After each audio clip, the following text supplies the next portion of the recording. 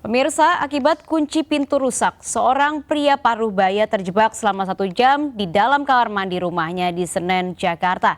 Korban sempat melemas dan nyaris pingsan hingga akhirnya dievakuasi petugas Sudin Penanggulangan Kebakaran dan Penyelamatan yang mendobrak paksa pintu.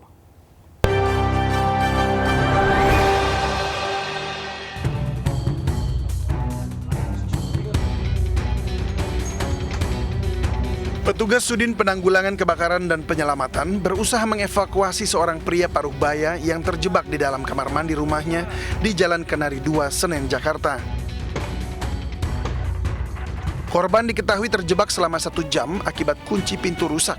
Sang anak sempat berupaya menjebol pintu dengan menggunakan palu namun tak berhasil. Istri korban kemudian meminta bantuan kepada petugas damkar.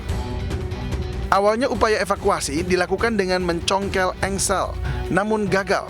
Akhirnya petugas pun mendobrak paksa pintu ini. Gimana Pak? Awas Pak, jangan di situ katanya, didobrak ya. Ya udah silakan aja. Cuman sebentar nggak tahu saya lihat ada alatnya besar kayak tang begitu 2 besar, udah kebongkar selesai. Menggunakan peralatan kita yang ada, terus lalu kita action lebih kurang mungkin sekitar 5 menit dan alhamdulillah korban berhasil kita evakuasi. Saat dievakuasi, korban kondisinya telah lemas dan nyaris pingsan setelah terjebak selama 1 jam. Dari Jakarta, Rani Sanjaya, iNews melaporkan. Pemirsa, berhati-hatilah bila memparkir mobil Anda di tepi jalan. Di Maros, Sulawesi Selatan, seorang pengendara mobil dihebohkan dengan kemunculan ular piton sepanjang 4 meter yang bersembunyi di dalam kabin mesin. Proses evakuasi berlangsung dramatis karena ular melilit di sela mesin dan shock breaker mobil.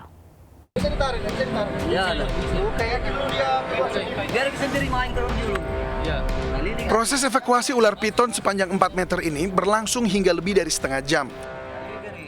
Keberadaan ular di dalam kabin mesin ini sulit dijangkau oleh tangan hingga petugas menggunakan tongkat. Saat akan ditarik keluar, badan ular ini justru melilit sela-sela shock breaker hingga petugas ekstra hati-hati melepas lilitan yang kuat secara perlahan. Beruntung ular berjenis retik ini akhirnya berhasil dievakuasi dan dalam kondisi normal. Kejadian ini bermula saat seorang pengendara mobil mendatangi kantor pemadam kebakaran dan meminta tolong petugas untuk mengevakuasi ular yang bersembunyi di kabin mobilnya. Dugaan sementara, ular tersebut masuk ke dalam sela-sela mesin saat mobil parkir di tepi jalan.